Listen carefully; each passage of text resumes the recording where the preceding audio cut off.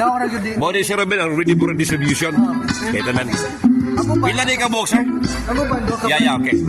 Liguan na. So, ang paing sa North sa 5,000. Okay. Sa different burden. Padala po na sa Carnasa, 700. 700 current tax plus 700 na water. Okay.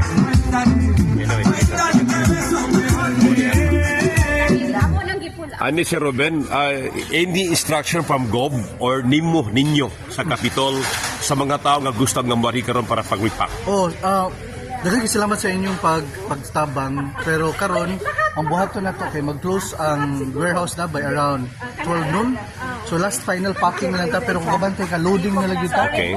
So pag once mahuman nag-load, then i-close na natong warehouse. Pero daghang kitang ready food nga ready Okay. for distribution. Mora Okay. na. Ang instruction lang yun ni Gov, karong adlaw, daghang ta ipadala sa North, but ang atong incident command center Yeah. dito sa Bugo, Okay. mag-distribute sa tanang mga gagmay nga mga sitio ug mga barangay, Okay, okay. pati mga bukid para maabot gyud ang mga tabang sa Kapitolyo. So mao gyud instruction ni Gov.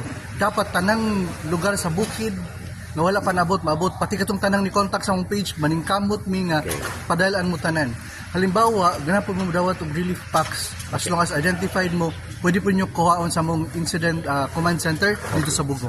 Okay. Para klaro gyud, way Klaro krapa gyud sa na. binuang. Klaro yun na. Yes, So, sir. kung makabantay mo, pati ka na gani, paglakaw na nila, naging kuyog na police, Yeah. plus kung may representative ng LGU, plus sabi na representative sa Office of the Governor para transparent yun ang pag-transport Yes, sir. sa tanan. So we have enough supply, Sir Ruben. Wa gyud problema. Abunda. Gaawas-awas sa itong supply, nagpa-release na po ng funds si Governor to ensure nga tanan nga manginahanglan matagaan yun. Okay, sir.